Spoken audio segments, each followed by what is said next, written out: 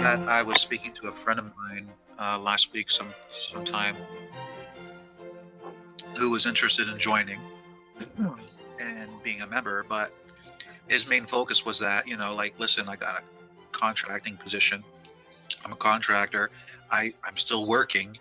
I want to learn, but I don't have the time to sit down and go through all your lessons and uh, devote a year or two or three to knowing exactly how to draw zones and how to locate trade signals and all that stuff before I can start investing money. So how do I participate in a way that I can start taking advantage of the information that you share while slowly learning as well. So at the end of the day, it's always going to be in your best interest to learn. Okay. So so what I've started doing is I've done a lot of thinking about how best to go about this, because yes, do I want to help those that want to use the resources of the school to engage in the markets and make a profit? Yes, I do.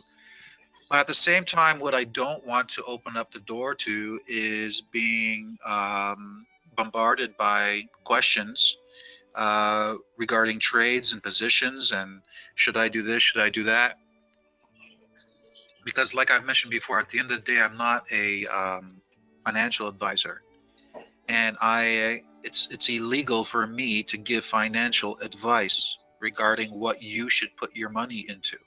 I cannot do that.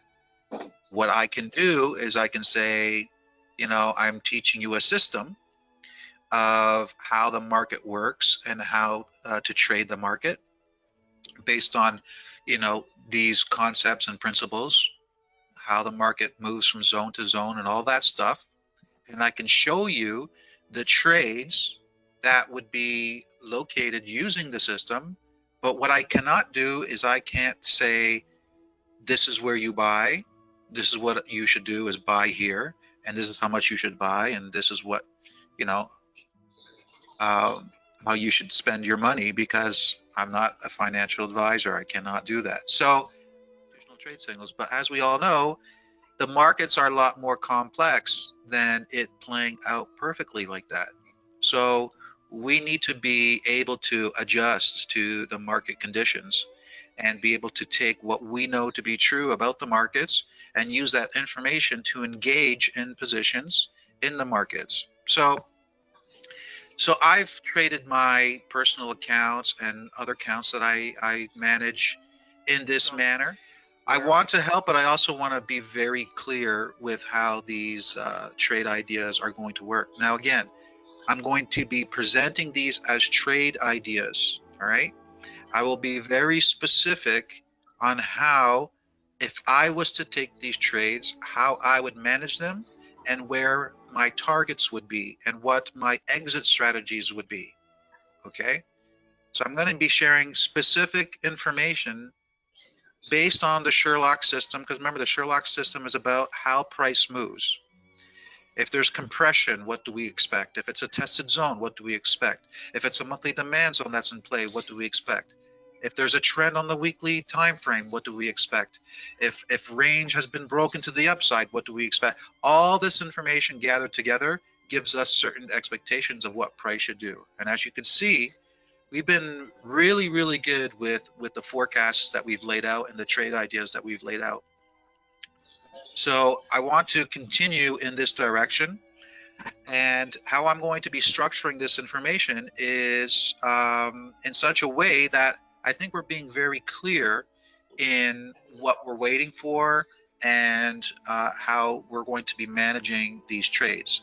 So anybody who's interested in either trading a paper trading account or maybe a small account with very small risk, if you're interested in starting to get the ideas and concepts of how to trade these ideas, that would be your best way to start, is that way.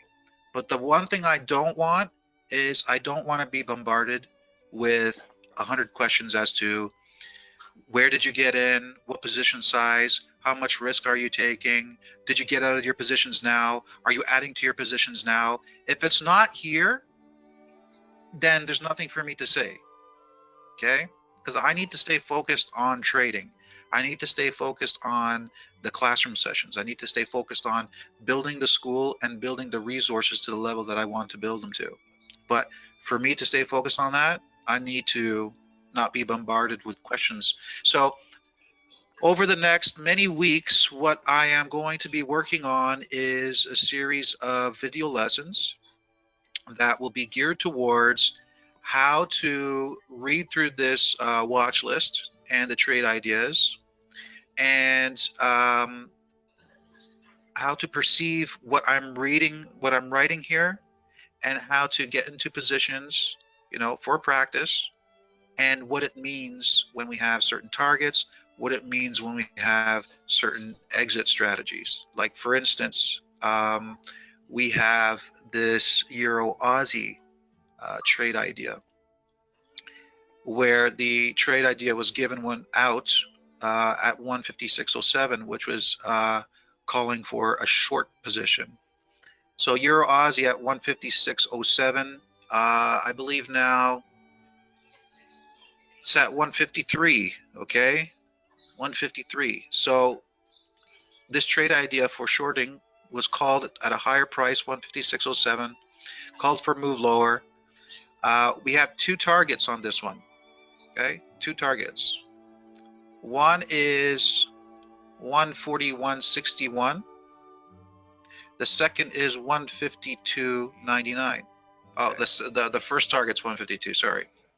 The monthly target is 141. So obviously the 141 target is a lot lower. Okay, so how do you manage this?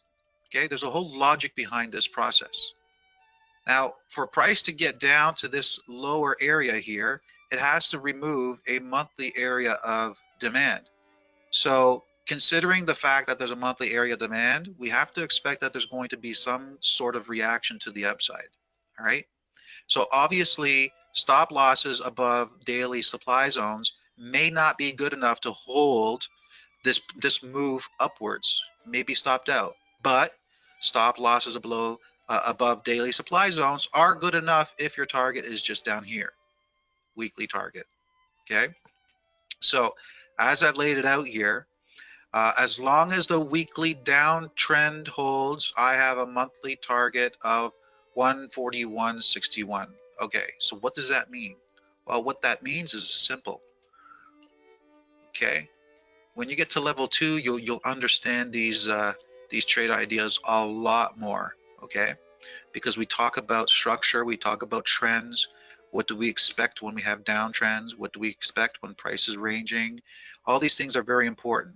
So if you're in short and you want to hold for this target, your signal to get out of this trade, meaning this trade is likely not going to work, is a break of this trend line.